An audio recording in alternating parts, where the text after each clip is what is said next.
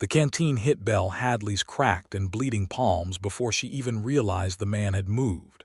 She stared at it, battered tin, sun-bleached leather strap, the faint initials PP scratched into the side with what looked like a knife tip, and then she looked up at the man who had pressed it into her hands without a single word of explanation, without a single request in return. He stood against the brutal Nevada sun like something carved from the red rock itself, tall and lean and dust-covered, his dark eyes fixed not on her but on the two small faces pressed against her skirts. "Drink," he said. His voice was low and rough as creek gravel. "Give it to them." "Mister, I can't take your children drink before I ever think about it." The words came out flat and final, the way a man speaks when something has already been decided inside him long before his mouth opens. "That's not a negotiation, ma'am. That's just the order of things." Lily, her 6-year-old, reached up with both trembling hands and pressed the canteen to her little brother Eli's lips first. Eli, who was only 4 and who had stopped crying 2 hours ago because he no longer had the moisture left in his body to make tears. The sight of it broke something open in Belle's chest that she hadn't even known was still whole. She had been out here in the Mojave for 3 days. 3 days since the wagon wheel had shattered against a buried rock on the trail south of Piach. 3 days since the horses had bolted with most of their supplies still lashed to the flatbed. 3 days since the last of her water had run out, and the Nevada sun had turned the world into a shimmering, lethal furnace. She had been certain this morning that she was going to watch her children die in the desert, and she had been equally certain that she was going to die right alongside them. She had already written a letter in her head to her mother back in Missouri, rehearsing the apology she would never be able to deliver. And then this man had appeared out of the heat shimmer like something conjured from a fever dream, a lone rider on a black horse, picking his way through the scrub brush and the Joshua trees, and he had seen them and ridden straight toward them without hesitation. She had been afraid of him at first. She still was, a little. A man alone out here in this stretch of nothing, with a rifle across his saddle and a revolver on his hip, and that look in his eyes like he had seen things that would have unmade a lesser person. A woman alone would be a fool not to be afraid. But he had given her children his last water, and that, Belle would later think, was where everything began to change. To understand how Belle Hadley came to be stranded in the Mojave Desert with 2 small children, and no water and no hope, you had to go back 4 months, to the spring of 1878, to the small and suffocating town of Caldwell, Missouri, where she had spent the last 3 years of her life being slowly ground down by grief and circumstance, and the particular cruelty of a community that expected widows to disappear quietly into their diminished circumstances. Her husband, Thomas Hadley, had died of a fever in March of 1875, leaving her with a 6-month-old daughter, a farm with more debt than land, and a name that carried no particular weight in a town where weight was everything. She had survived. She was good at surviving. She had taken in laundry, she had sold eggs and butter at the market, she had patched and mended and made do and stretched every dollar until it screamed. She had kept the farm barely. She had kept her children fed barely. And she had kept herself sane by sheer force of will and the knowledge that Lily and Eli needed her to remain upright. But Caldwell had grown small and mean around her, and the offers of help that came with conditions she was not willing to meet. There was a man named Gerald Faust who had made it very clear that his financial assistance would come with an expectation of marriage and a particular kind of gratitude, had made it clear to her that staying was its own kind of slow death. When the letter arrived from her cousin Martha in Silver City, Nevada, describing a growing town with opportunity and fresh starts, and the kind of clean-slate anonymity that the West still offered to those desperate enough to seek it, Belle had read it 3 times and then packed her trunk before she could talk herself out of it. She had sold the farm for barely what the debts required. She had taken the train as far as Salt Lake City on the money she had left, And then she had bought passage on a freighter wagon going south through Utah and into Nevada.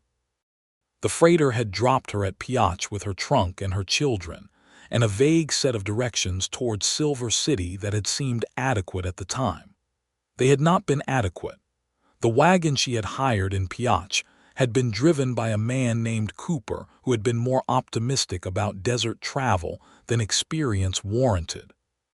When the wheel broke, Cooper had unloaded her trunk and her children and her meager supplies from the wagon, promised to send help back from the next settlement, and ridden off on the one remaining horse with what Belle was now fairly certain had been most of her remaining money still in the strongbox he'd claimed was stuck under the wagon seat. He had not sent help. There was no help to send because Cooper had been lying about there being a settlement in any direction he could feasibly reach. Belle understood this now. She had understood it by the second day, when no one had come, and the sun had come up on the second morning and cooked the air until breathing it felt like swallowing flame. She had started walking on the second afternoon, carrying Eli on her back when he got too tired, holding Lily's hand so tight the girl had not complained even when she must have wanted to.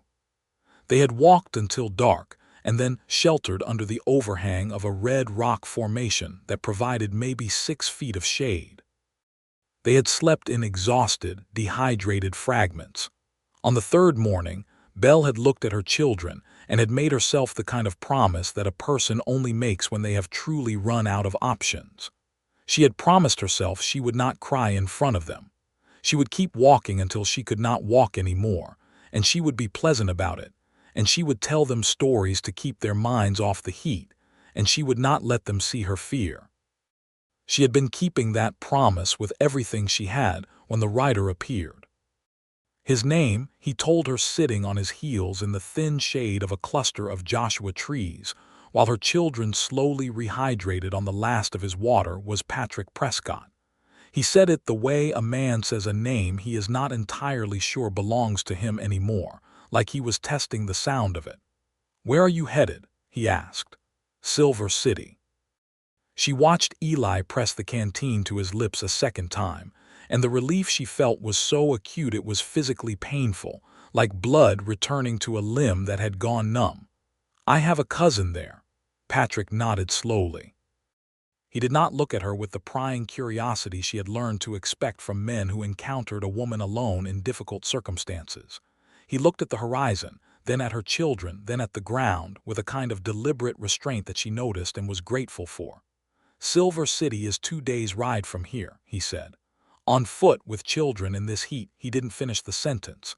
He didn't need to. "I know," she said. "I'm going toward the Virginia range," he said. "Silver City is on the way." He paused. "You could ride." She looked at his horse, a big black gelding with a calm eye and a solid build, standing patient in the heat with no particular complaint. Then she looked at her children. Then she looked at this man, Patrick Prescott, with his scarred hands and his careful eyes and the weight of something unnamed sitting across his shoulders. "Why?" she asked. Because that was always the question. In her experience, men who offered help always wanted something in return, and it was better to know the price up front. He met her eyes for the first time, and she saw something in his gaze that she had not expected, not calculation, not hunger, but something that looked almost like recognition. As though he had been lost once himself and someone had done him an unexpected kindness, and he had spent every year since trying to pay it forward to a world that mostly didn't deserve it. "Because you've got 2 children who need water," he said, "and I've got a horse. That's the whole of it." Belle Hadley was not, by nature, a trusting person. The years had sanded that particular softness off of her. But she looked at this man in the merciless Nevada sun, and she made a calculation that was equal parts desperation and instinct, and she said, "All right." Patrick Prescott had not been called a good man in a very long time. The last person who had called him good had been his mother, Eleanor, and she had died of consumption in a Tucson boarding house in 1872, when Patrick was 22 years old, and the word had seemed to die with her in some way that he had never fully managed to articulate. It was not that he had been a monster after.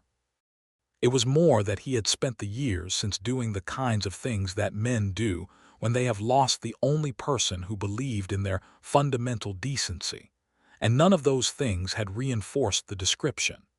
He had ridden with the Callaway outfit for 3 years out of Tucson, running cattle that weren't always theirs across the Arizona-Mexico border. He had not killed anyone during those years, which he counted as a moral accomplishment of modest but genuine significance. He had not stolen from anyone who couldn't afford to lose what was taken. He had drawn a line at certain kinds of cruelty and held it, even when holding it cost him standing in the outfit. When Davy Callaway had wanted to burn a Tohono O'odham village to cover the tracks of a particularly egregious cattle theft, Patrick had been the one man who had refused outright and threatened to take Callaway apart by hand if he tried it. Callaway had backed down. Patrick had ridden out the next morning and not looked back. After the Callaway outfit, there had been a period of drifting that he preferred not to examine too closely, and then there had been a brief and ill-advised stint as a freight guard in New Mexico, and then there had been the incident in Santa Fe that had put his name on a wanted poster in 3 territories, and made the idea of settling anywhere seem like a luxury he was not entitled to. The Santa Fe incident was not simple. Nothing in Patrick's life had been simple.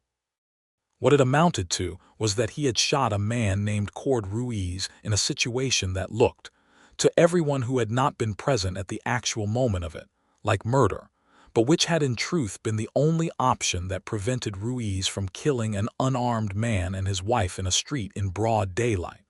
Patrick had tried to explain this. The explanation had not been believed. Partly because Cord Ruiz had a brother who was a deputy sheriff in Santa Fe, and partly because Patrick Prescott had a prior reputation that made the charitable interpretation of his actions seem naive. He had ridden north. He had been riding in various directions ever since, staying ahead of the warrant that followed him like a shadow, picking up work where he could, putting his gun to use in ways that did not make him feel sick, and generally existing in the margins of a society that had no particular place for a man of his specific combination of qualities. He was 28 years old. He was tired in a way that sleep had never adequately addressed. And he had, for the past several weeks, been riding toward the Virginia range with a vague and not fully formed idea about a man named Harlan Crow who owed him a significant sum of money, and who might, if Patrick could collect it, give him enough of a stake to make some kind of change he hadn't yet defined. He had not expected to find a woman and 2 small children dying of thirst in the Nevada desert. He had not expected to find anything that mattered, because his experience had been that the desert was very good at not providing things that mattered. But he had ridden over the ridge and seen them, 3 small figures in the furnace of the afternoon, moving so slowly that for a moment he had thought they were mirages, and something in his chest had lurched with a recognition that had nothing to do with logic. He had ridden toward them without deciding to. Now he had a woman sitting behind him on Caesar's back, her hands resting light and careful at his sides rather than gripping the way a frightened person would, and 2 children wedged in front of him, Lily sitting upright and watchful. Eli slumped in sleep against his forearm, and the particular weight and warmth of it all was doing something confusing to his internal equilibrium. "You're not from Nevada," he said, not a question. "Missouri," she said. "Caldwell, Missouri. I know how it sounds." "How does it sound?" "Like I had no business coming out here." He considered this. Caesar's hooves found the trail without being directed, as horses sometimes do when they've been over enough terrain to develop their own judgment. "Plenty of people came out here who had no business," he said. "Most of the town that's in Virginia City right now had no business being there." "Doesn't mean they don't belong." She was quiet for a moment. He could feel the thoughtfulness of it, the way she was turning his words over before responding. "That's generous of you." "It's accurate," he said. "There's a difference." Behind him, she made a small sound that might have been a laugh. It was the most unexpectedly pleasant thing he had heard in months. They rode through the afternoon in a companionable and careful silence, broken occasionally by Lily asking questions. She was a remarkably self-possessed child for 6 years old, with her mother's direct gaze and a vocabulary that suggested Belle Hadley had been reading to her since before she could form words herself, and by Eli waking briefly, registering that he was on a very large horse in the arms of a stranger, and deciding after a moment of evaluation that this was acceptable. When the sun dropped toward the western mountains and the air finally stopped trying to kill them, Patrick found a campsite in the lee of a sandstone formation, where a thin seep of water emerged from the rock. It was enough to refill the canteen twice over, and enough for Caesar to drink his fill, and Belle looked at it like it was the most beautiful thing she had seen in her adult life. "Good ground," Patrick said, dismounting and lifting Eli down with the automatic gentleness of someone who had handled things that required care. "We'll make Silver City tomorrow afternoon. What are you going to do?" Belle asked, taking Eli and settling him on her hip while Lily explored the seep with scientific curiosity. "After you leave us in Silver City, go find someone in the Virginia range." "Is that good work?" He considered the question honestly. "No," he said. She didn't ask further. He appreciated that too. They made a fire from dry scrub wood and ate from the limited supplies in Patrick's saddlebags, dried beef and hardtack, and a handful of dried apricots that Lily ate with the focused reverence of a person encountering treasure. And the fire made a small circle of warmth and light in the enormous dark of the desert night. The stars came out in their billions, the way they only do in places this far from any lamp. Eli fell asleep against Belle's side almost immediately after eating. Lily lasted another 20 minutes before unconsciousness claimed her. Belle sat across the fire from Patrick and looked at him in the way that people look at someone they are beginning, cautiously, to trust, like she was taking inventory of him, checking her earlier calculations, revising upward or downward based on new data. "Can I ask you something?" she said. "You can ask. What did you mean earlier when you said it was not good work?" He looked at the fire. The flames were low and red, burning the bone-dry desert wood with patient efficiency. "I've got a man to find who owes me money," he said. "The kind of man who doesn't pay his debts voluntarily, the kind of conversation where I'll have to be persuasive in ways I'm not proud of." "Are you dangerous, Mr. Prescott?" He thought about that. The truthful answer was complicated. "I try not to be," he said. "I'm not always successful." "That's an honest answer. I try to be that too." "Not always successful either." She smiled then, and the firelight caught it, and Patrick felt the careful arrangement of his chest compress and rearrange itself in a way that was both alarming and strangely welcome. Belle Hadley was not, in the conventional sense, a beauty, not the kind of beauty that got painted on saloon signs or described in dime novels. She was 30 years old, with the kind of face that work and weather had made thoughtful rather than soft, with dark eyes that didn't look away from difficult things and hands that showed what she had asked them to do. But there was something in her that was more than beauty, something that didn't have an easy name, and the fire had found it, and Patrick was working very hard to appear as though this had not registered. "You gave my children your last water," she said. It came out quiet and direct, the way she said most things. "I did. Why?" "I told you why. You told me the practical reason. I'm asking about the other kind." He looked at her across the fire and found he had no defensive answer prepared, which was unusual for him. "Because it was the right thing," he said finally. "Because I looked at those two and I thought, whatever else I am, whatever I've done, I'm not a man who watches children die of thirst when he has water on his saddle. That's the line I draw." "Have you drawn many lines?" "Yes." "Have you held them?" "Some more than others." She nodded, and the nod was not judgment. It was something more like understanding, the way a person understands when they have drawn their own lines and held some of them, and let others go in the dark of difficult moments. "I respect that," she said. "Holding some lines is better than holding none." Patrick stared at the fire for a long time after that, listening to the desert wind move through the Joshua trees and the small, steady breathing of two sleeping children. He had spent 4 years riding through the West in the absolute conviction that there was nothing waiting for him anywhere except the next job and the next town, and the perpetual motion that kept his name, and the warrant attached to it from catching him. He had not let himself want anything that staying still would have required. He was aware, sitting in the firelight across from Belle Hadley, that something in that conviction was developing a crack. He did not examine it closely.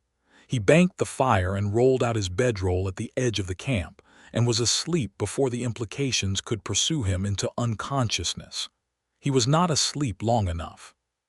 The sound was subtle Caesar shifting, a creak of leather, the particular quality of silence that comes when a night that should have small noises suddenly doesn't, and Patrick was on his feet with his revolver in his hand before he had consciously identified what had woken him. There were 2 men at the edge of the firelight. They had not been quiet enough. One of them was young, maybe 20, with the look of someone who had made several poor decisions in a row and had committed too far to turn back. The other was older, late 30s, with a road-worn look and eyes that had long ago stopped finding other people's distress interesting. They both had guns drawn. "Easy," the older one said. "We don't want trouble." "Then put those up," Patrick said. He was very calm. He had been in enough of these moments to have learned that calm was the most useful tool available. "Just need supplies," the older man said. "Water, whatever food you've got." Belle had come awake silently. Patrick registered her presence at the edge of his awareness. She had moved in front of the children, between the men and her sleeping babies, and the sight of that particular courage did something to his chest that had no business happening in the middle of a potentially violent situation. "You're looking at all the water we have," Patrick said. "There are children here. We can see that. Then you already know what I'm going to tell you." The older man's eyes moved from Patrick to Belle and the children and back, and something in them shifted, not softness exactly, but the particular recalculation of a man who has not yet crossed the line that would make him a monster. "There's 2 of us," he said, almost like he was reminding himself. "Yes," Patrick agreed, "and I'm going to drop one of you before either of you fires. The question is which one, and whether the other one wants to spend the rest of the night in the desert with a wounded partner or a dead friend." He paused. "Or you can ride on. There's a seep in the rock over there. Take what water you need and go." The younger man looked at the older one. Something communicated itself. The older man lowered his gun, and after a beat the younger one followed. "The seep," the older man said. 20 feet north of the fire. Help yourself." They took their water and they went, and the sound of their horses faded into the desert dark, and then there was silence again, and Patrick stood for another 5 minutes listening to the quality of it before he was satisfied they were not coming back. When he turned around, Belle was looking at him with an expression he could not immediately categorize. "You didn't threaten to shoot them," she said. "You gave them an option." "Shooting people is easier when they haven't taken it," he said. "Most men in your position would have." "I'm not most men," he said. It came out flatter than he intended, and he softened it. "Or I try not to be. Sit down, Mrs. Hadley. They won't be back." She sat down, and her hands, he noticed, were absolutely steady. That told him something significant about Belle Hadley, that she had the kind of nerve that didn't announce itself with dramatics, that was simply there when it was needed and made no particular claim about its own presence afterward. "Patrick," she said. He looked at her. "Thank you, again." She said it simply, and the simplicity of it had more weight than elaborate gratitude would have. "Belle," he said. The name came out before he'd consciously decided to use it. She did not object. "Go back to sleep. I'll keep watch." "You need sleep." "I'll manage." She looked at him for a long moment in the dying firelight, and then she lay back down beside her children and pulled them close, and Patrick sat with his back against the warm sandstone and his revolver on his knee, and watched the stars wheel overhead in their slow and ancient patterns, and thought about things he had no business thinking about, and watched over 3 people he had no logical reason to care about, and felt, for the first time in several years, like he was exactly where he was supposed to be. Silver City in the summer of 1878 was a town that smelled of hot dust and ambition in roughly equal proportions. It was not as grand as Virginia City, which sat to the north on the Comstock Lode and was turning silver into an approximation of civilization at a tremendous rate, but it had its own energy, a scrappy, provisional kind of energy, the energy of a place that believed in itself even when the evidence was mixed. They rode in on Caesar in the early afternoon, Patrick and Belle and the two children, and the main street was wide enough to turn a wagon around in, and lined with the kind of buildings that had been thrown up in a hurry and were holding together by optimism and dry climate. A general store, a land office, 3 saloons, the mathematics of the frontier being what they were, a blacksmith, a hotel, a barber shop with a red and white pole, and further along, a small white building with a cross on the roof that served as whatever denomination happened to be visiting that week. Belle's cousin Martha Aldrich turned out to be a large, warm, practical woman of 35, who ran a boarding house on the eastern edge of town with her husband George, who was small and quiet and good with numbers, and very clearly devoted to his wife in the particular way of a man who cannot quite believe his good fortune. Martha came out the front door when they rode up, looked at Belle and the children for about 3 seconds, and then wrapped them both in arms large enough to encompass the whole complicated situation. "George," she called without turning her head, "get the bath started and find something in the kitchen worth eating." She looked at Patrick over Belle's shoulder. Her eyes were sharp and assessing. "And you are?" "Patrick Prescott, ma'am. I found your cousin and her children about 40 miles southeast of here, 3 days into the desert without water." Martha's face went through several expressions rapidly. She looked at Belle. "Cooper, Cooper," Belle confirmed grimly. "George," Martha called again, louder. "Also add Cooper's name to the list of people we never do business with again." She looked back at Patrick. "You brought them here safe?" "Yes, ma'am." "Are you staying in Silver City?" He had not planned to. He had planned to see them here and ride on toward the Virginia range and Harlan Crow and the money he was owed, which would let him do something unspecified but necessary. He opened his mouth to say this. "I have 3 rooms available," Martha said, before he could speak. "A man who rides 40 miles out of his way to bring my cousin and her children safe out of the Mojave deserves a bed and a meal at the very minimum." Patrick looked at Belle. Belle was looking at her cousin with an expression of pure gratitude and tiredness and relief, and Eli had fallen asleep on her shoulder again, and Lily was tugging at her mother's sleeve and pointing at the boarding house with undisguised longing.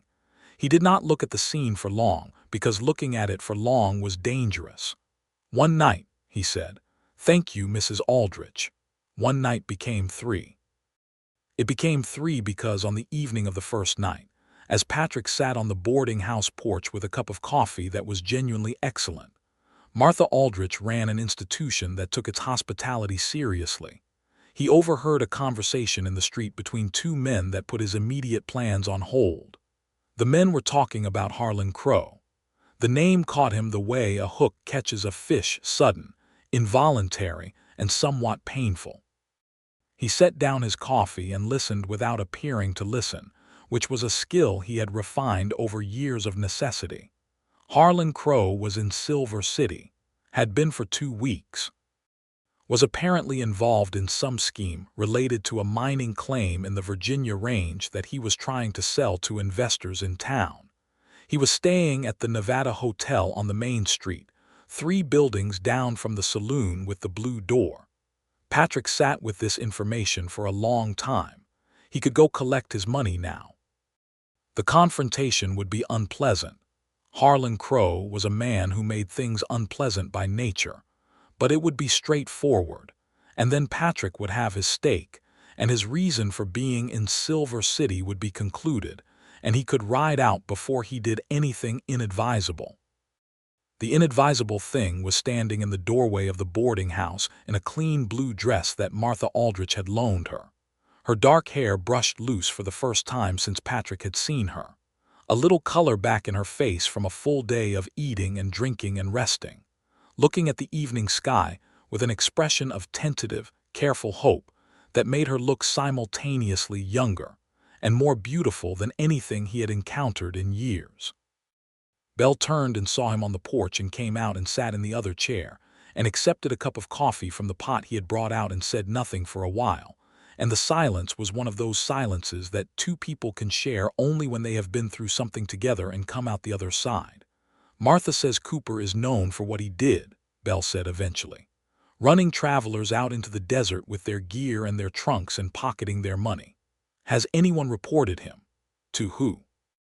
Her voice carried a flat and accurate bitterness. "The sheriff in Piotch is a friend of his. And I was a woman alone, so even if I reported it in Silver City, the assumption would be that I'd misunderstood the arrangement." "That's unjust," Patrick said. "Yes," she agreed. "It is. The West has a great many injustices built into who gets believed and who doesn't." He knew she was right. He had seen it more times than he could count. The way that women and those without powerful friends, and those whose skin or background marked them as outsiders, were ground up by systems designed for someone else's benefit. He had benefited from some of those systems himself, in the narrow way that a white man with a certain presence could move through the world with more freedom than others, even when that man was wanted in 3 territories. "What will you do here?" he asked. "In Silver City." She wrapped both hands around her cup. "Martha says George can use help with the boarding house books. He's not bad with numbers, but the system's a mess. And there's a schoolhouse starting up. They need a teacher." She paused. "I taught school for 2 years before I married Thomas. I was good at it." "I believe that," he said, and he meant it without qualification. She looked at him sideways. "You believe it very quickly for someone who hasn't seen me near a classroom. I've seen you near Lily for 2 days. You're exactly what a good teacher looks like." She was quiet for a moment. "Thank you," she said, and this time there was something additional in it, a warmth that had not been there before, something that went slightly beyond gratitude into territory that Belle Hadley was clearly examining the edges of with the same care she brought to everything. "When do you leave?" she asked. "I have a thing to settle here in town first," he said. "A day or 2, she nodded. She did not push. He found, as he had before, that her restraint made him want to offer more than he had intended. "After that I haven't decided," he added. She looked at the sky. "That's an honest answer. You said you respected those." "I do." She smiled at her coffee. "I do." Harlan Crow was exactly the kind of man Patrick had expected him to be, which was to say he was expensively dressed and thoroughly rotten in a way that the expense was meant to conceal. He was 40 years old, broad through the chest, with a florid face and the confidence of a man who had spent his life relying on size and bluster to get what he wanted from people smaller or less determined than himself. He was less confident than usual when Patrick walked into his hotel room on the morning of the 2nd day in Silver City, because Patrick had come in through the window, the 2nd-floor window, which required the kind of agility that most men his size didn't bother maintaining. And Harlan Crow was sitting up in his bed in his nightshirt, looking at a revolver that had materialized in the air in a way that suggested its owner had a significant amount of relevant experience. "Prescott," Crow said. He had gone the particular color of a man who has been caught doing something he knew he would eventually be caught doing. "Harlan," Patrick said pleasantly, "you owe me $900. You've owed me $900 for 8 months. I've ridden approximately 1,000 miles to have this conversation." "I don't have. You're in the middle of selling a mining claim worth significantly more than $900, Patrick said. "Don't tell me you don't have it." Crow looked at the revolver and performed the calculation that men in his position perform. "This is robbery," he said. "This is debt collection," Patrick corrected. "There's a legal and moral distinction. The money was agreed upon for services rendered. I protected your freight operation through the San Pedro Valley for 6 months. I took a bullet in the left shoulder in the performance of that duty, which you might recall, and you paid me half of what we agreed and promised the rest when the operation completed. The operation completed. You left Tucson before paying me. I had reasons. I'm sure you did. $900, Harlan, cash or equivalent. The negotiation that followed was brief and one-sided, and resulted in Patrick walking out of the hotel with $940 in his coat pocket, the additional 40 being what he calculated as fair interest on an 8-month unpaid debt. Harlan Crow would go on selling his mining claim and probably end up in another situation like this with someone else in due course, because men like Harlan Crow were very good at creating situations like this.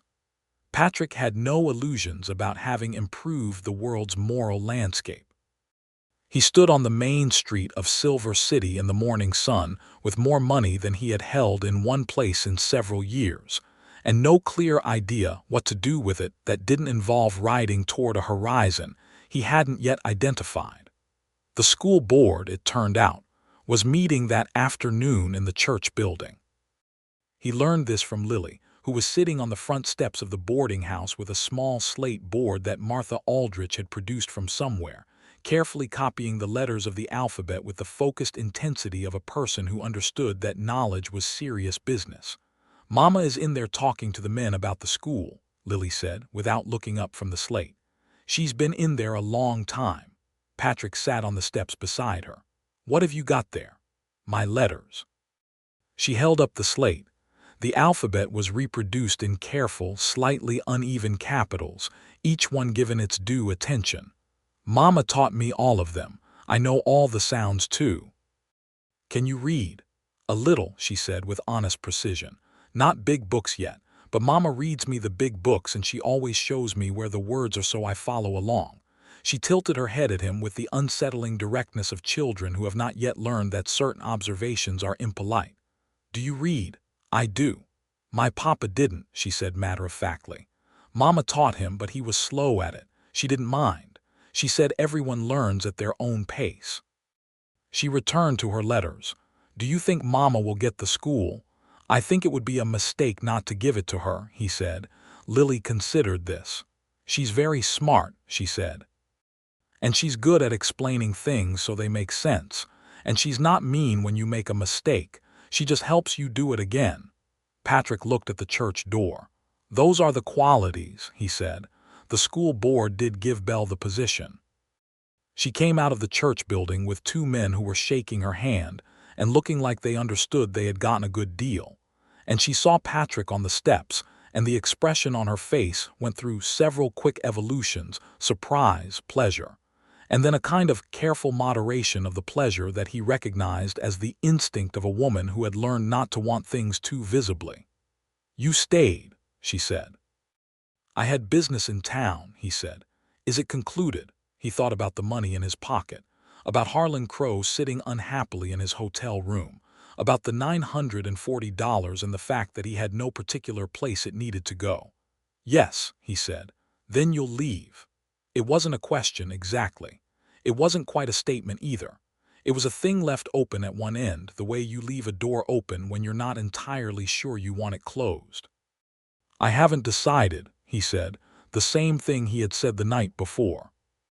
Belle looked at him for a long moment in the main street of Silver City with the afternoon sun making everything gold and clear, and then she said, "The boarding house has rooms, if you needed a base of operations while you decide." "Belle, Lily has already told me you read," she said, "which is more than most of the men she's met. She thinks you're acceptable." A pause. "For what it's worth." Patrick looked at Lily, who had not looked up from her slate but who had the particular stillness of a child who is listening very carefully. Then he looked at the money in his pocket, metaphorically speaking, thought about it, the weight of it, the possibility it represented.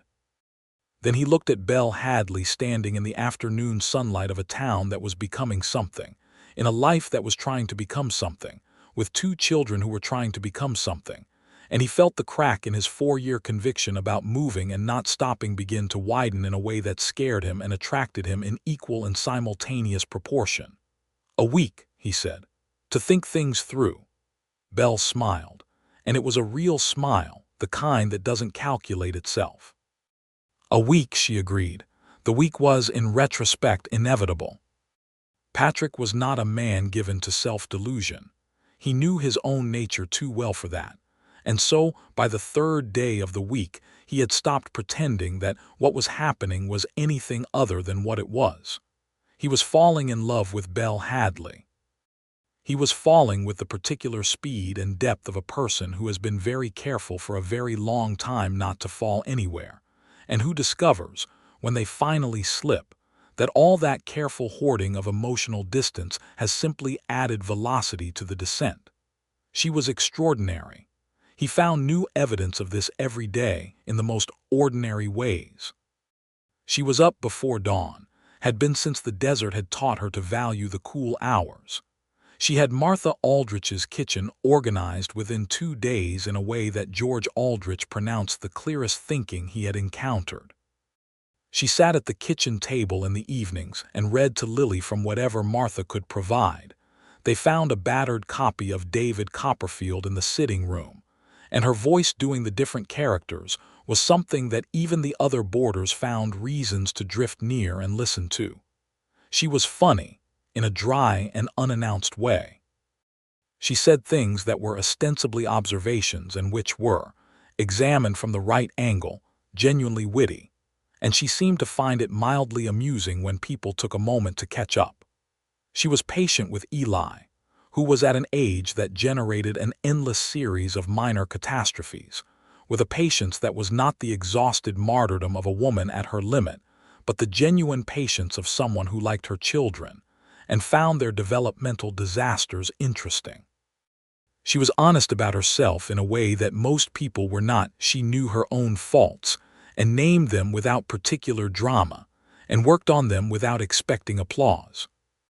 And she was kind to Patrick in a specific way that no one had been kind to him in a very long time, which was the way of a person who sees you accurately and chooses to be kind anyway. He helped where he could find things to do. He repaired the back fence of the boarding house property. He rehung 2 doors that had been hanging wrong for what looked like years. He helped George with a load of lumber that arrived for a planned expansion of the dining room. He was not trying to build a case for himself. He was simply looking for ways to be useful in a place where being useful felt, for the first time in a very long time, like it mattered. On the 5th day of the week, he walked her to the schoolhouse while the children were with Martha, and she showed him what she was planning, the configuration of the room, the way she was going to divide the ages, the reading schedule, the arithmetic progression she had mapped out on paper in a small and exact hand. He stood beside her in the unfinished space and listened and asked questions that were genuine questions, not performance, and watched the way she lit up talking about teaching the way some people light up talking about the things they love most, and thought that this was a woman who knew exactly who she was, and that knowing who you were was one of the rarest and most attractive qualities a person could have. "You're staring," she said, not looking up from her paper. "I was thinking," he said. "About what?" "About how you know exactly who you are." She did look up then. Something in her face changed, softened, in the particular way of a person who has been seen clearly and is not accustomed to it. "I know who I need to be," she said carefully. "It's not quite the same thing." "Maybe not," he conceded, "but it's more than most people manage." She looked at him with those direct, dark eyes and asked the question she had been not asking for 5 days. "Who are you, Patrick? I mean, really. I know what you've told me. I'd like to know the rest." He sat down on the edge of what would be the teacher's desk and told her. He told her about his mother. He told her about Tucson and the Callaway outfit, making no excuses for it, naming the moral corners he'd cut and the ones he hadn't. He told her about Santa Fe and Cord Ruiz and the warrant that followed him. He told her about Harlan Crow and the $940 that were currently in his saddlebag in Martha Aldrich's stable. He told her about the years of moving and the exhaustion of it and the thing he had slowly come to understand, riding toward Silver City through the Mojave, that had not been fully formed yet when she had first asked him. Belle listened the entire time without interrupting. When he finished, the schoolhouse was very quiet. "The warrant," she said. "It's unjust." "Yes. Will it follow you here?" Eventually, things follow me, she nodded slowly. What does that mean for you, for your ability to, she stopped, restarted, for any kind of future that involves staying in one place? I don't know, he said. It's part of what I've been trying to think through this week.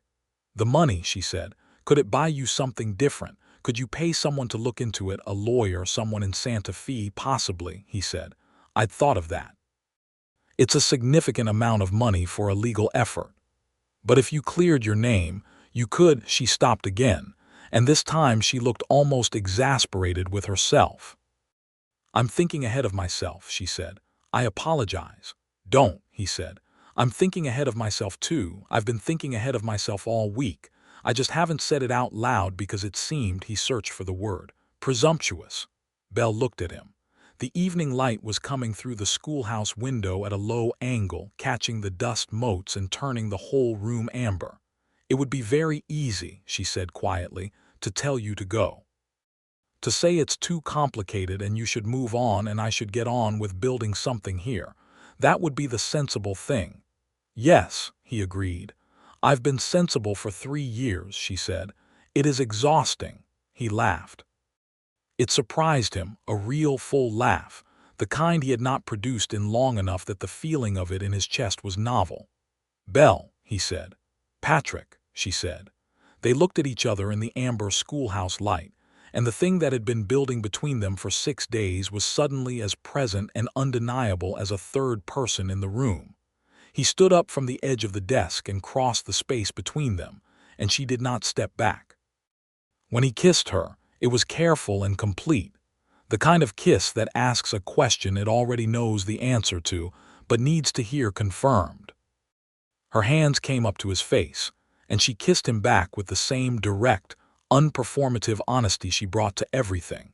And the amber light held them both in the desert evening, and the schoolhouse smelled of fresh wood and potential, and the whole thing was so far from the Mojave 3 days ago, and yet directly continuous with it.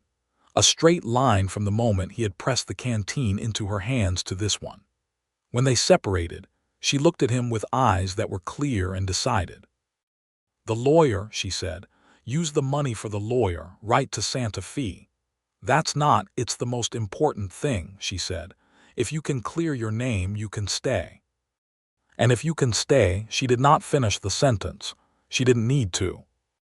Patrick looked at this woman who had been 3 days from death in the desert, and had walked out of it with her spine straight and her children fed and her heart intact, and who was now standing in a half-finished schoolhouse in Silver City, Nevada, telling him to spend his hard-collected money on the possibility of a future she was too careful to name out loud.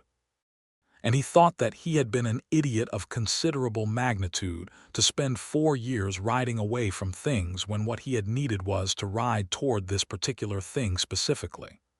All right, he said. The letter to Santa Fe took 2 weeks to compose properly, and was sent via the overland mail in the 2nd week of August, 1878. Patrick had found, through George Aldrich's extensive network of acquaintance, the name of a lawyer in Santa Fe who specialized in exactly this kind of case, an attorney named William Salas who had a reputation for taking on unjust charges when the evidence supported it, and who, according to George, had successfully overturned 3 wrongful warrants in the past 2 years. In the meantime, Patrick stayed. He stayed past the week he had promised himself. He stayed into the heat of August and through the beginning of September when the days started shortening, and the desert air at night began to carry the first suggestions of the autumn that would come. He stayed through the first week of Belle's school, when she stood in front of 15 children of varying ages, and taught them all simultaneously with a skill that the parents who watched through the window that first morning found deeply impressive. He stayed through Eli's 5th birthday, which Martha celebrated with a cake of shocking architectural ambition, and which resulted in Eli wearing more frosting than he consumed. He repaired things and helped George with the expansion, and found work as a deputy for the Silver City Marshal, a compact and fair-minded man named Ellis Holt, who had heard the basic outline of Patrick's situation, and made the reasonable assessment that a man who had kept 2 people from getting shot at a desert campsite, and who performed his duties with intelligence and restraint, was more valuable than whatever a three-territory warrant said about him. It was not the most comfortable situation. Patrick kept a careful eye on every new face that came into Silver City, watching for the kind of purposeful look that suggested a bounty hunter or a territorial officer. But the months passed, and no one came.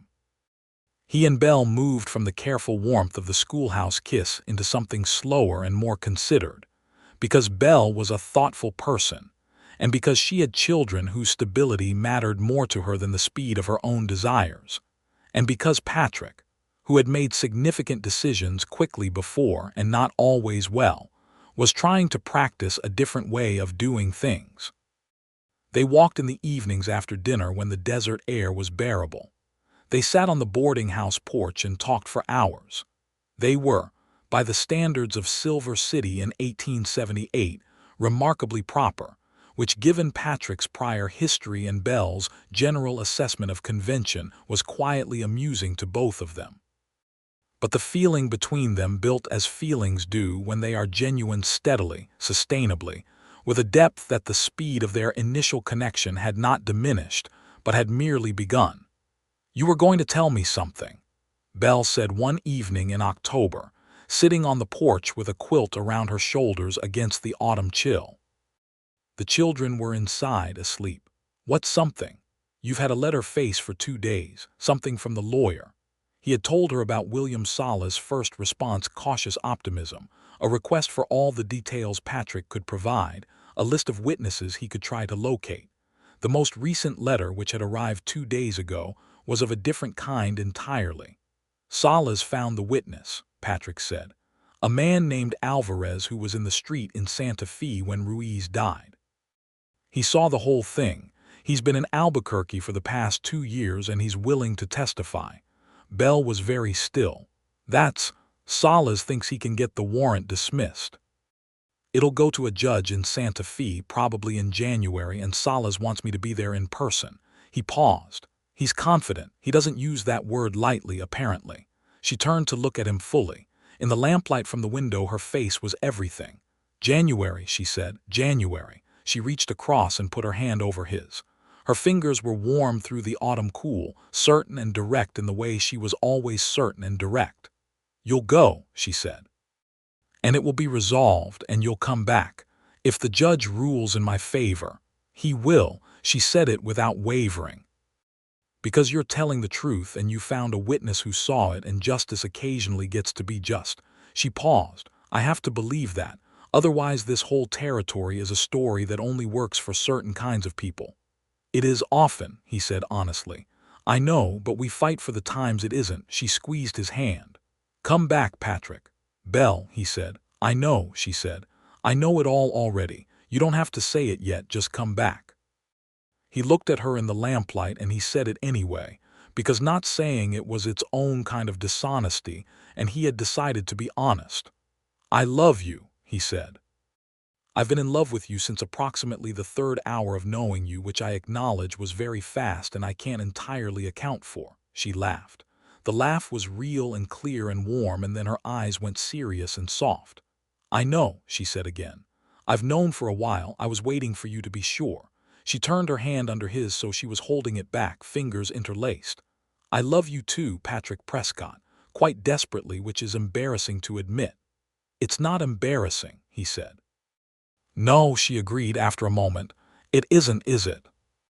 He lifted her hand and pressed his lips to the back of it, and she looked at the sky above Silver City, the same impossible stars that had hung over the desert that first night.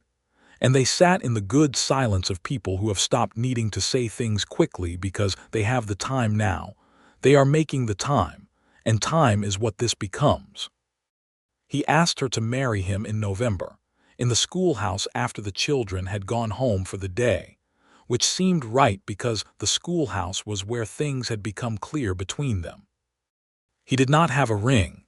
He had the means to get one but had not known, until the moment he walked through the door and saw her erasing the blackboard with her back to him, that he was going to do it today.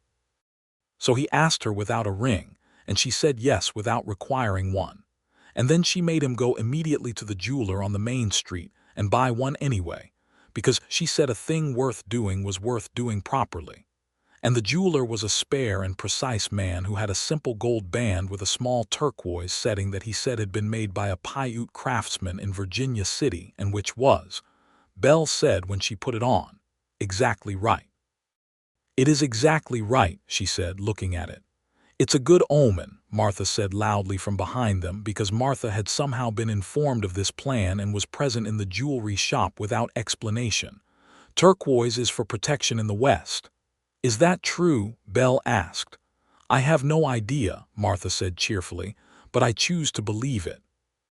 Patrick rode to Santa Fe in January of 1879, alone, which was the first time he had ridden alone in 4 months, and which felt, after 4 months of Belle and the children and Silver City and the boarding house porch and all of it, extraordinarily quiet in a way that made him aware of how profoundly his baseline for quiet had shifted. He was gone for 3 weeks. The hearing before the judge in Santa Fe lasted 2 days. William Salas was small and meticulous and extremely good at his profession, and his witness, a round-faced man named Miguel Alvarez, who had been a vendor in the Santa Fe Plaza on the day of the shooting, was precise and credible and utterly calm under the cross-examination of the prosecutor's representative, who tried repeatedly and without success to shake his account of what he had seen. The judge, a man named Rosenthal who had a reputation for exactitude, reviewed the evidence for half a day and then dismissed the warrant. He used the words "unjust proceeding" in the written dismissal, which Salas said was rare and significant, and meant that the dismissal could not easily be revisited. Patrick stood on the steps of the courthouse in Santa Fe in January, with the cold New Mexico air in his lungs and the dismissal paper in his hand, and felt the particular sensation of a weight leaving that he had been carrying so long he had stopped noticing it was there. He rode back to Silver City in 4 days, pushing Caesar harder than was strictly polite, and arrived on a Wednesday evening in February to find Belle coming out of the schoolhouse with a sheaf of papers under one arm and Lily's hand in the other. Eli running ahead toward the boarding house at his standard developmental speed of contained disaster, and when she saw him riding down the main street, she stopped walking, and her face did the thing that faces do when relief and happiness hit at the same time. He dismounted in the street and she came to him quickly, and he gathered her in with one arm, Caesar's reins in his other hand, and she pressed her forehead against his shoulder and held on. She did not cry. She was not, he had learned, a person who cried very often, but the way she held on said everything. "Well?" she asked against his shoulder. "Dismissed," he said, clean and final. She made a sound against his coat that he would spend the rest of his life trying to adequately describe and never quite managing. She pulled back and looked at his face with those clear dark eyes, checking all of it, reading him the way she read everything completely and accurately. "Come home," she said. He had not heard that phrase directed at him in a very long time. He found that it still worked the same way on the human chest regardless of how many years had passed since someone had last said it. "Yes," he said. They were married in the church building in Silver City on the 14th of March, 1879, in a ceremony conducted by a Methodist minister who was passing through on his quarterly circuit, and who had a warm and sensible approach to the institution that Belle approved of. Martha Aldrich managed the occasion with the same decisive competence she brought to everything. George Aldrich stood beside Patrick in a suit that looked like it had not been worn since a previous decade, but which had been brushed to within an inch of its life. Eli wore a miniature version of a suit that Martha had constructed from a pattern with visible determination, and which he had already managed to get a small grass stain on before the ceremony even started. Lily, at 7 years old, was the sole and very serious flower girl, and she walked down the aisle of the small church with the deliberate precision of a person who understands that she has been given an important responsibility and intends to discharge it with appropriate gravity. She dropped exactly the right number of flowers in exactly the right places. She caught Patrick's eye as she passed and gave him a small, significant nod, which he returned with equal gravity. Belle came down the aisle with her hand on Martha's arm, and she wore a dress of blue-gray silk that Martha had sent to Carson City for, which was an extravagance that Belle had protested, and which was, everyone agreed, absolutely the right call. She was so beautiful in it, with the morning light through the church windows, and the carefully arranged flowers that the women of the town had contributed from their gardens, and the particular quality of a woman who has chosen what she wants and is walking toward it, that Patrick forgot the complete sentence he had prepared to say to her when she reached him, and had to settle for the simpler and more direct thing, which was, "You are everything," spoken in a voice that was slightly less steady than he would have preferred, but which Belle said afterward she was very glad she had heard. "You are everything too," she said. She meant it without qualification. They did not get a honeymoon. This was the frontier and there was work to do. But George and Martha very deliberately overscheduled themselves on the Saturday after the wedding and left Patrick and Belle in charge of the boarding house, which was their particular and effective way of giving a gift. The house was empty of other boarders for 2 days, and the spring had arrived in Nevada the way it does, tentative and clear and fragrant. And they had 2 days in the quiet of the house with the windows open and the sage smell coming in from the desert, and the whole of the future laid out ahead of them like something they were allowed to have. Patrick had never known, quite, what a home was. He had lived in bunkhouses and boarding houses and rough camps and every variety of temporary shelter. He had never stayed anywhere long enough for the word home to attach. But lying in the morning light in the bedroom of the boarding house with Belle asleep against his shoulder, her dark hair across his arm, the spring air moving the curtains, the distant sound of Silver City starting its day in its scrappy and energetic way, he understood it now. He understood it so completely that the simplicity of it almost hurt. He pressed his lips to her hair, and she made a small, unconscious sound of contentment and turned slightly toward him without waking, and he lay still and felt the enormous luxury of having nowhere to be except exactly here. The summer of 1879 was good. Marshal Holt offered Patrick a permanent deputy position, which he took. He was good at the work in ways that surprised people who expected a man with his history to be reckless. He was patient and proportionate, and had a quality of presence that diffused more situations than force ever would have. He understood the marginal and the desperate in ways that a man who had never been those things could not, and this understanding made him an effective and fairer peace officer than the territory deserved. Belle's school grew. By September, she had 22 students ranging from 5 to 14, which required organizational innovation and creative scheduling. She convinced the school board to allocate funds for a second building to be started the following spring, and to hire an additional teacher, which took 4 meetings, and which she won by the simple method of preparing better arguments than anyone had anticipated. Patrick watched her emerge from the final school board meeting with the particular expression of a person who has been told yes when yes was the only acceptable answer, and thought, not for the first time or the last, that if anyone needed to understand what formidable looked like in a person, they could simply watch Belle Hadley pursue something she had decided on.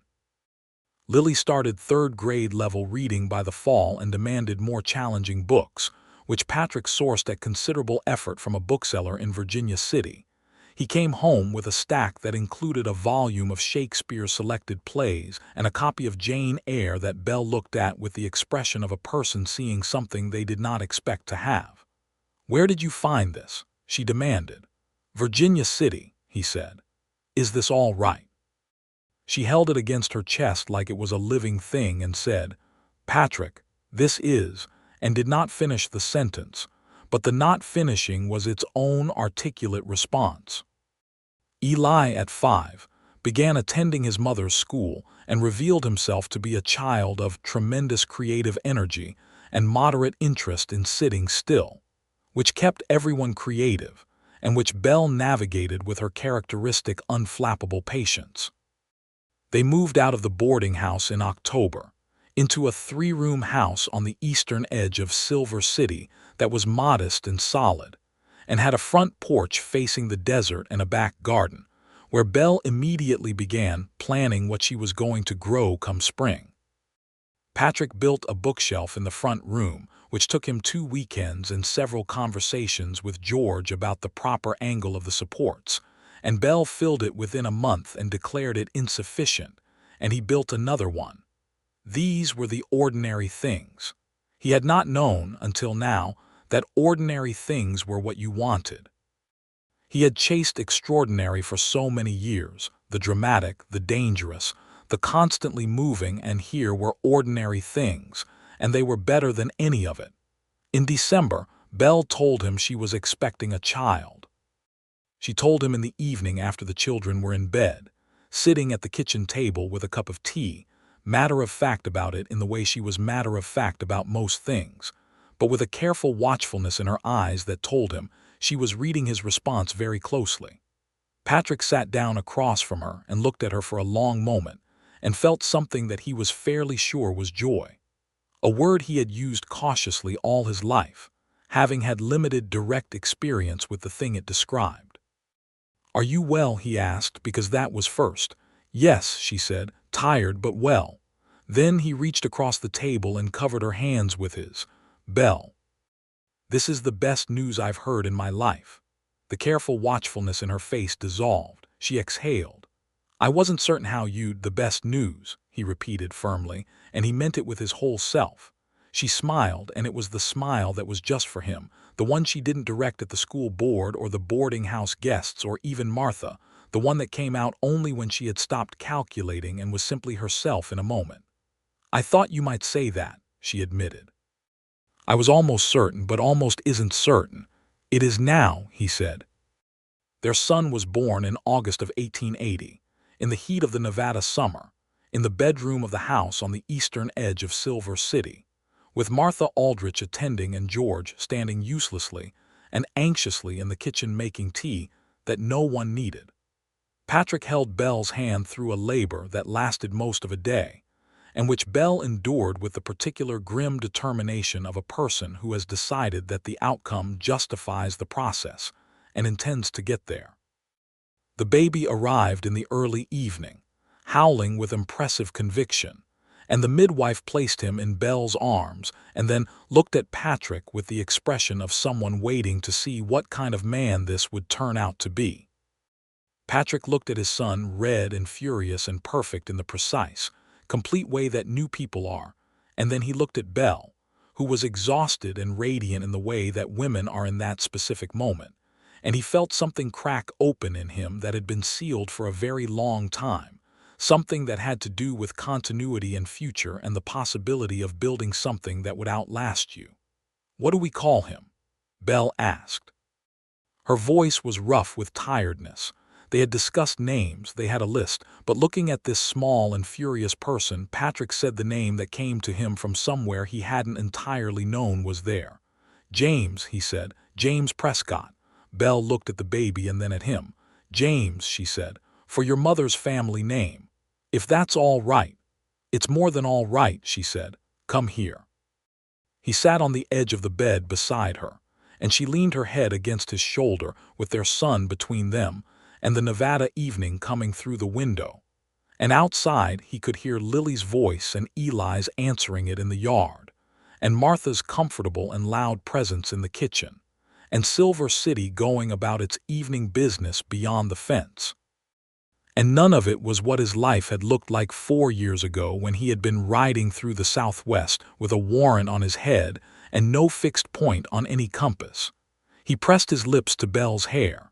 She made the small sound of contentment. James Prescott, 7 hours old, made the dignified and unimpressed sounds of a person who has opinions about the world and intends to express them.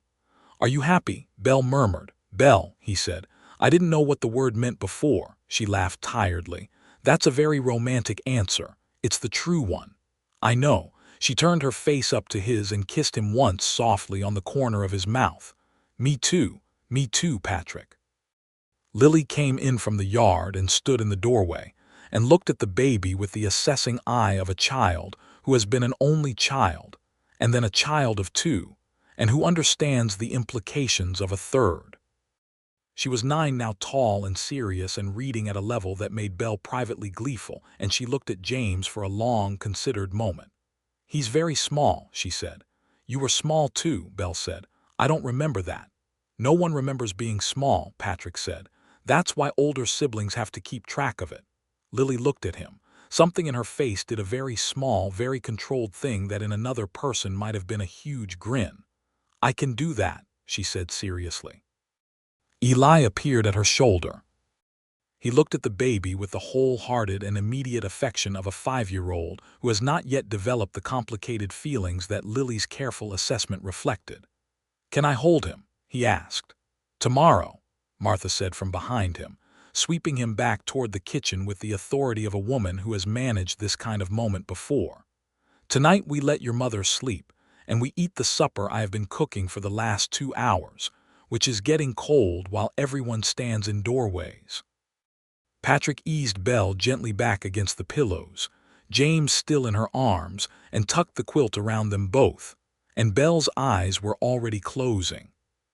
He sat in the chair beside the bed as the evening darkened, and listened to the settling sounds of the house, Martha and the children in the kitchen, George's quiet footsteps, the desert wind picking up outside, and held the watch that he had held in the desert so many months ago, the same instinct, the same purpose, only now with infinitely more at stake and infinitely more reason. He was not, he thought, the same man who had pressed that canteen into Belle Hadley's cracked and bleeding palms in the Mojave. He was still Patrick Prescott, still the same uneven collection of qualities and flaws and specific skills and accumulated history. But everything that history had been building toward was here in this room, asleep in front of him. He had not known he was building toward anything. That was the thing about the dark past. It did not always tell you what it was preparing you for. The school grew. By 1882, Belle had 3 teachers working under her and had been appointed the school district's director of education for the Silver City area, which was a new position, and one that she had essentially created by being so indispensable that the school board had invented a title to attach to what she was already doing. She rode circuit to 2 smaller communities twice a month to consult on their school situations, with a kind of practical enthusiasm that made these visits productive rather than bureaucratic. Patrick made deputy marshal, and then, in 1883, was elected marshal outright when Ellis Holt retired and moved to California to live near his daughter. The election was not close. Silver City had grown enough by then to have opinions about who it wanted in charge of its peace, and its opinion, expressed clearly, and with a margin that surprised Patrick more than it surprised anyone else, was Patrick Prescott. He accepted with the kind of quiet seriousness that the role deserved, and the kind of private bewilderment that a man feels when he is given the responsibility of protecting the town that rescued him. He was a good marshal. He was the same kind of good at it that he had been as a deputy, patient, proportionate, understanding of the marginal cases that the law tended to flatten into categories that fit badly. He had 2 men shot under his watch in 4 years, both of them in situations that could not have been resolved otherwise, and he carried both of those with the weight they deserved and did not pretend they were light. He never drew his revolver except when the situation required it, and when it was required, his aim was still what it had always been. Silver City grew up around them. It was not Virginia City. It did not have the theatrical scale of the Comstock's wealth, but it had a particular character, the character of a place that knew what it was and had decided to do it well.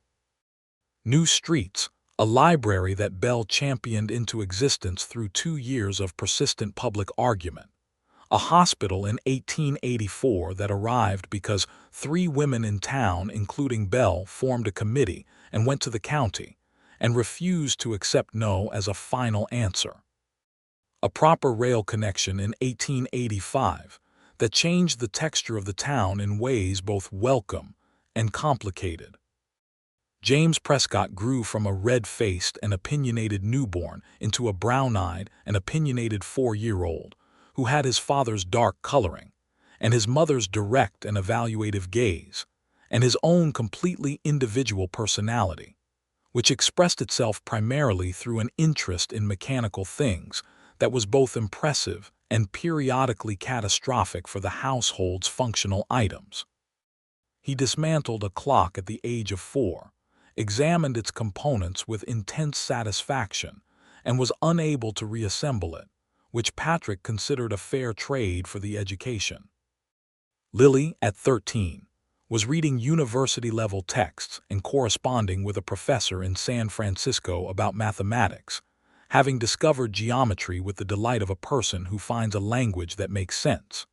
She had her mother's discipline, and something additional that was perhaps entirely her own, a particular fierce ambition that moved quietly under her surface and surfaced in the form of extremely specific goals stated calmly and pursued without observable anxiety. She intended to attend a real university, and everyone who knew her believed this would happen. Eli was 11 and interested in everything, which manifested as a range of activities of variable safety that kept the household lively and Belle's response times sharp. He had an easy social nature, Patrick's particular quality of physical ease in the world, and his mother's underlying seriousness, which sometimes surprised people who had mistaken the ease for lightness. They were a family. Patrick thought about this with a regularity that he supposed most people would have found strange, not taking it for granted, examining it at intervals, making sure he was attending to it properly. He had spent too many years without it to let it become invisible through habit. There were difficulties. There were always difficulties. In 1883, a man arrived in Silver City who had ridden with Cord Ruiz's brother in New Mexico, and who had heard, eventually, that Patrick Prescott was living in Nevada under a cleared name, and who had opinions about this that he expressed in an altercation outside the Nevada Hotel on a Tuesday evening. Patrick ended the altercation without firing his weapon, which was the preferred outcome. The man was persuaded to leave Silver City the following morning and did not return. Patrick told Belle about it the same night because he did not keep things from her. She listened, asked several precise questions, and said what she always said when things like this happened: "Is it resolved?" "Yes." "Good." And then she returned to what she had been doing, which was grading student assessments, and Patrick sat beside her at the kitchen table and read and appreciated, as he always did, the particular comfort of her composure. There was a drought in 1884 that was hard on everyone, including the boarding house and including the school district's budget, which required the kind of careful management that Belle was good at, and which Patrick respected from a comfortable distance because his own relationship to budget management was that it was his wife's department, and he was grateful for her competence. There was the night in 1885 when James spiked a fever of serious proportions, and they sat up together through it, Patrick with his hand on his son's back, Belle measuring quinine with exact and steady hands, both of them very controlled and very frightened in the way that parents are when what they love most is vulnerable. And the fever broke at dawn, and James opened his brown eyes and said, with the injured dignity of a 5-year-old, that he was hungry. And Belle put her forehead down on the bed beside him and made a sound that was not crying but was adjacent to it. And Patrick put his hand on the back of her neck and said nothing, because nothing was required. In the autumn of 1885, Belle told him she was expecting again.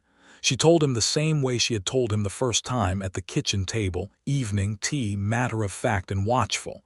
He reached across the table and covered her hands with his, and she smiled the smile.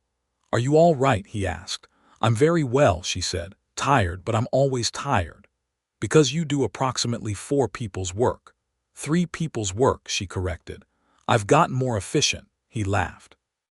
He laughed every day, which was something he had not anticipated about the life they had built, the frequency of genuine laughter, the way it came up naturally from ordinary moments, the way Belle could make him laugh with a sentence and a particular look and 35 years of very dry accumulated wit. "James will be interested," he said. "James will want to examine the process mechanically," Belle said, "which I will not be facilitating. He's very scientifically inclined. He can apply his scientific inclinations to things that don't involve his mother's pregnancy." Their second daughter was born in April of 1886, in the same bedroom, with Martha Aldrich present again, older now, a little slower, but possessing the same calm authority over birth and crisis that she had always had. This one arrived with less drama than James had, as though she had assessed the situation in advance and decided to be reasonable about it. They named her Eleanor for Patrick's mother. Belle had suggested it, which he had not expected, and when she offered it he had been unable to speak for a moment. "Eleanor," he said finally. "If you'd like it," Belle said. "It seemed right." "It's exactly right," he said, his voice carrying a roughness he did not try to smooth out. "Belle, I know," she said, the way she had always said it. "I know." Eleanor Prescott was born into a household that was, by any fair accounting, full of children and books and the particular energy of a family where everyone had opinions and the dinner table was a place of ongoing and vigorous intellectual exchange. Full of the ordinary daily business of a real life. The garden in the back that grew beans and tomatoes, and the lavender that Belle had planted, because she said fragrance was important, and no one had argued. The front porch where they sat in the evenings, the bookshelf that now took up most of one wall, the sounds of Silver City coming through the windows on warm nights. Lily went to San Francisco in 1887, at 16, to attend a preparatory school that her mathematical correspondence had made possible, and the whole family went to the rail station to see her off. She embraced her mother with a fierceness that Belle returned in full, and she shook Patrick's hand and then changed her mind and embraced him too, quickly and hard, and then she boarded the train with her trunk and her books and her fierce, quiet ambition, and Patrick watched the train carry her away and felt the complicated pride of a parent watching a child go toward what they have earned. "She'll do something extraordinary," Belle said beside him. "Yes," he agreed. "She already has," Belle said. She became herself. Eli, at 14, had developed a passion for horses that expressed itself as an encyclopedic knowledge of their care and management that surpassed that of most adults in Silver City. He was working at the stable on weekends and had every intention of breeding horses eventually, which Belle called a fine ambition, and which Patrick supported by teaching him everything he had learned in years of depending on horses for his life. James, at 7, was attending his mother's school and was the most complicated student in Belle's professional experience, which she said made her a better teacher, and which Patrick knew she meant.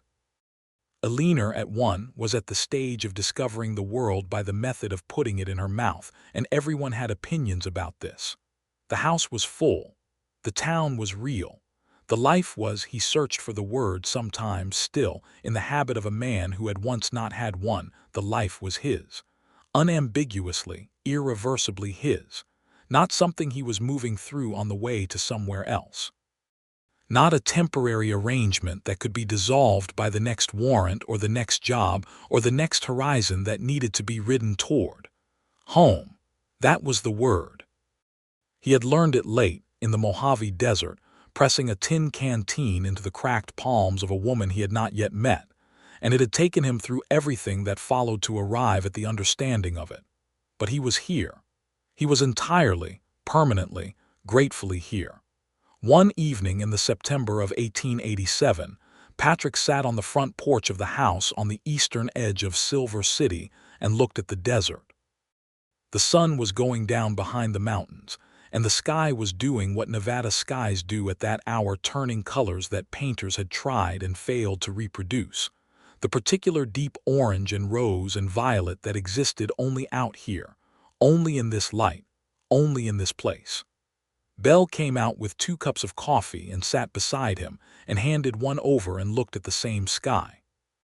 From inside came the sound of James attempting to explain something to a leaner with the earnest precision of a 7-year-old, who considers a 1-year-old to be a reasonable audience for complex information.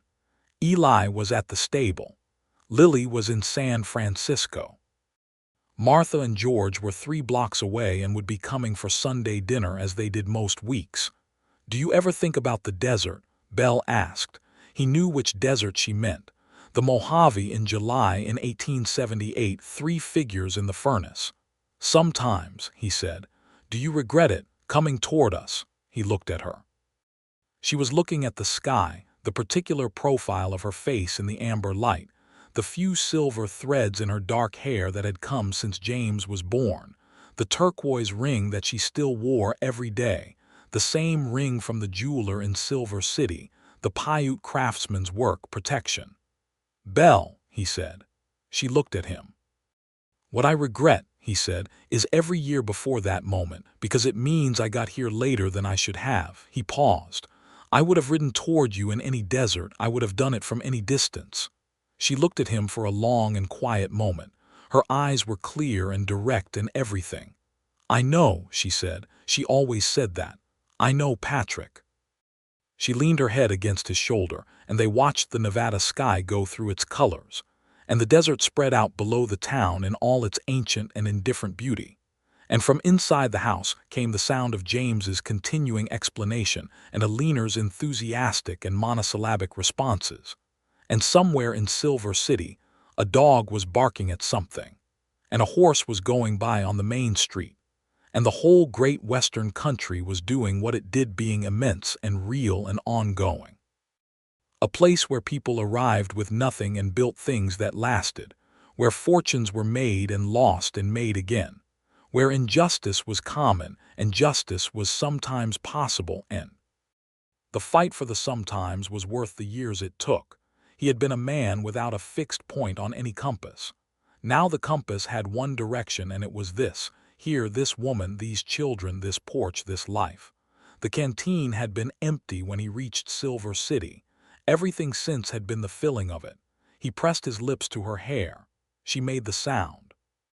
The Nevada evening deepened around them, and the stars came out one by one over the desert as they always did, as they always would, indifferent to human trouble and human joy alike, shining over the Mojave where 3 small figures had once walked through the furnace toward a horizon they could not see, and over the long miles between that moment and this one, and over the front porch of a house on the eastern edge of Silver City, where a man and a woman sat together in the growing dark and were completely and without reservation home.